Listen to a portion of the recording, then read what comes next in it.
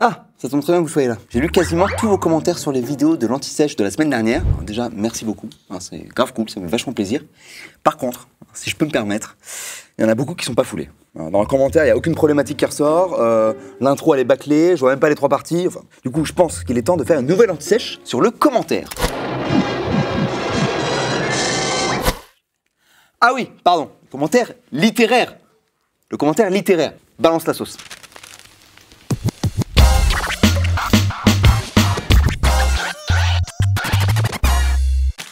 Le commentaire de texte, ça ne sert pas juste à dire que vous trouvez un texte stylé ou pété. Non, il permet d'évaluer votre capacité à lire un texte et à l'interpréter. C'est-à-dire à décoder pour voir les effets qu'il provoque chez le lecteur. Plus vous vous entraînerez à en faire, et plus vous serez prêt à décrypter n'importe quelle forme de texte ou d'image. Programme politique, pub de voiture, blague carambar, enfin, voilà quoi. Le commentaire littéraire, il se compose d'une introduction, d'un développement en 2 ou 3 parties, avec chacune 2 à 3 sous-parties, et une conclusion.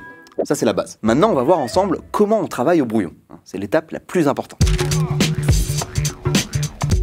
Et la première chose à faire, c'est cerner le texte. Pousse pas sur le texte! Alors pour ça, on commence par noter le genre du texte. Est-ce qu'il appartient au genre du roman, du théâtre, de la poésie ou de l'argumentation? Non, parce que si par exemple, vous vous rendez compte, au bout d'1 heure, que vous commentez un poème et que vous n'avez toujours pas parlé une seule fois de rime ou de vers, bah c'est qu'il y a un truc qui va pas. Quand tout ça c'est fait, on passe au thème du texte, en essayant d'être le plus précis possible. Genre dire que le thème c'est l'amour, bah c'est un peu light. Est-ce que c'est un amour heureux, malheureux, impossible ou incompris? Ou dans le pré?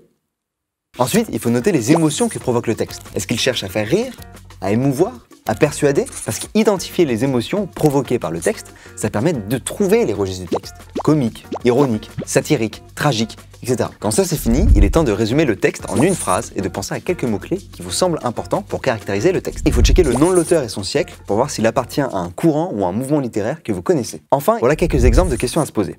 Si c'est un texte narratif, par exemple, il faudra se demander si le narrateur est intérieur ou extérieur aussi, ou quels sont les points de vue adoptés. Si c'est un texte poétique, il faudra analyser le fond en lien avec la forme des vers et des rimes. Si c'est un texte théâtral, il faudra faire attention aux didascalies, qui parle le plus, etc. Et si c'est un texte argumentatif, il faudra identifier la thèse du texte, les arguments et les exemples. Alors, vous verrez, je vous ai mis plein d'autres exemples dans le récap. Mais le mieux, c'est quand même qu'on prenne un exemple concret avec Ma Bohème de Rimbaud. Alors, je suis pas le plus chaud pour lire de la poésie, hein, mais je sais que vous serez indulgent. Enfin, j'espère. Ma Bohème. Je vous parle d'un temps que les moins de 20 ans ne peuvent pas connaître. Ça, c'est Aznavour, ça. Nous nous reverrons un jour ou l'autre. Ma Bohème.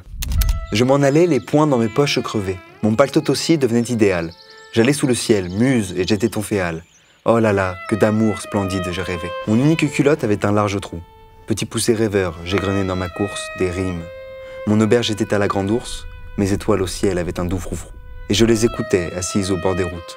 Ces bons soirs de septembre où je sentais des gouttes de rosée à mon front, comme un vin de vigueur. Où, rimant au milieu des ombres fantastiques, comme délire, je tirais les élastiques de mes souliers blessés, un pied près de mon cœur. Alors, il faut savoir que Rimbaud l'a écrit à 16 ans, à une période où il faisait de longues fugues dans la nature. Gros thug, Arthur. Comme il y a pas mal de mots chelous, je vous ai mis les définitions en description de la vidéo. Si tout va bien, vous avez reconnu que là, clairement, le genre, c'est de la poésie. Bravo! À partir de là, si vous êtes chaud, vous pouvez faire une analyse de la versification. Tiens, alors faites-moi ça dans les commentaires, ça me fera plaisir. Alors, normalement, vous devrez voir assez vite que le rythme est étrange. Les phrases ne concordent pas avec les vers. Vous avez dû remarquer aussi que le thème du texte, c'est le voyage. Et plus précisément, l'errance ou la fugue. Les émotions qui ressortent sont la joie et l'enthousiasme, et le registre est clairement lyrique. On peut même résumer le texte en une phrase. Le poète fait le récit des fugues qu'il faisait en décrivant sa pauvreté, mais en exprimant sa joie. Niveau mots-clés, on peut noter fugue, nature, joie, pauvreté, rêve, poésie. Et normalement, là, vous commencez déjà à avoir une petite idée de plan et de problématique, mais même si c'est le cas, c'est indispensable de faire l'analyse détaillée du texte. Et c'est là que vous allez dire « Merci Cyrus », parce que je vais partager avec vous mon arme secrète, qui d'ailleurs n'est pas du tout secrète, le tableau. Merci beaucoup, tronche de merde, casse-couille, putain de saloperie d'enculé de machine à la mort moelleux. Pas du tout ce genre de tableau, non. Non, ce genre de tableau. Alors comment ça marche ? La première colonne, relevé du texte, sert à noter les lignes, les mots ou les passages intéressants. La deuxième colonne, analyse technique, sert elle à identifier les procédés littéraires ou les figures de style utilisées. Et enfin la dernière, interprétation, sert à donner du sens à ces procédés, à dire ce qu'ils provoquent comme pensée ou émotion. Cette dernière étape est super importante, car elle vous évite de faire de la paraphrase, c'est-à-dire raconter le texte sans interpréter sa forme. En gros, répétez pour rien quoi. Alors évidemment, si vous n'aimez pas les tableaux, vous pouvez faire sans. Dans tous les cas, le bon réflexe à avoir pour n'importe quel texte, c'est de se demander comment le texte est écrit et quel effet ça provoque. En gros, lier la forme du texte et son sens. L'idée, c'est qu'une fois que vous avez votre analyse, vous êtes normalement capable de regrouper vos interprétations pour faire des parties. Je pense que c'est mieux avec du concret.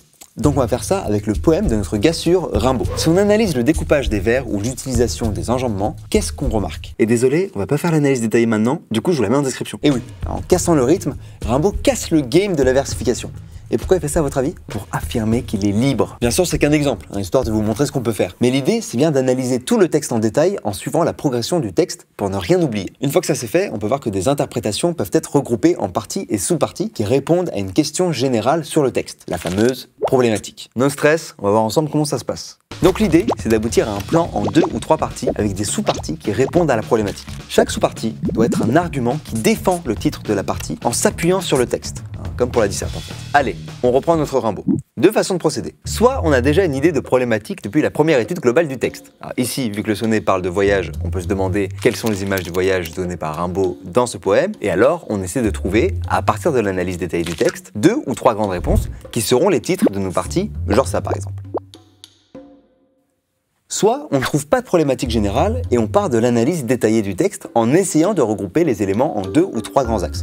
Pour ça, il suffit de s'intéresser surtout à la colonne interprétation du tableau en essayant de voir s'il n'y a pas des éléments qui se recoupent. Par exemple, on voit que la question de la liberté de la forme poétique dans l'utilisation que fait Rimbaud de la versification doit sûrement apparaître dans notre commentaire. On peut aussi regarder le titre et le sous-titre du sonnet. Le mot bohème évoque le voyage, l'errance, la vie d'artiste, mais aussi la pauvreté associée aux gens de la région de Bohême. Le mot fantaisie, lui, évoque la liberté. Le vocabulaire poétique rime, rimant, lire, montre que cette fugue est liée au fait d'écrire des poèmes. Toutes ces remarques peuvent se regrouper sous 3 idées. La pauvreté et l'errance associées au rêve, la liberté liée au bonheur et le voyage associé à la poésie. Ce sont 3 idées qui montrent les 3 images distinctes du voyage. Ensuite, il faut trouver des sous-parties chamées qui justifient le titre des grandes parties. On pourrait faire ça pour le grand 2 par exemple. Et si jamais vous êtes en pleine galère pour trouver une problématique, mais que vous avez un plan, il y a toujours la solution qui consiste à la bricoler à partir du plan. Genre, comment la pauvreté du voyage autorisant le rêve le transforme en fugue, libre et heureuse, qui constitue une aventure poétique. Ouais, voilà, je pense que vous êtes prêts pour lâcher des commentaires de qualité, mais avant, jetez peut-être un œil au récap quand même, ça fait pas de mal.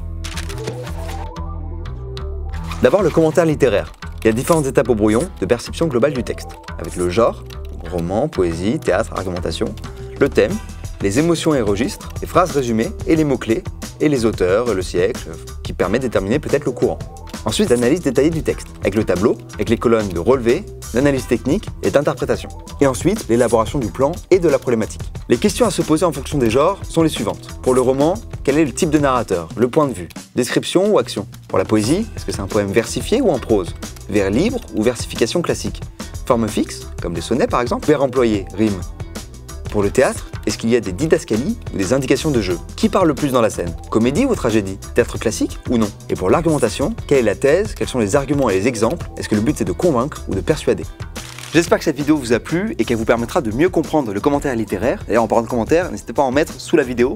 On prendra le plus construit et on le mettra sur notre compte Instagram. Il n'y a pas beaucoup de followers. D'ailleurs, vous pouvez nous aider à en avoir un petit peu plus en vous abonnant. Voilà, en tout cas, j'espère que cette vidéo vous aura plu, surtout dans le fond. C'est le plus important. La forme aussi, mais le fond, c'est important. N'est-ce pas? Tu passes le bac cette année? T'inquiète, l'anti-sèche est là. Abonne-toi pour recevoir une nouvelle vidéo chaque semaine. Tu peux aussi checker celles qui sont déjà en ligne en cliquant sur la playlist. Tu vas la voir ce bac.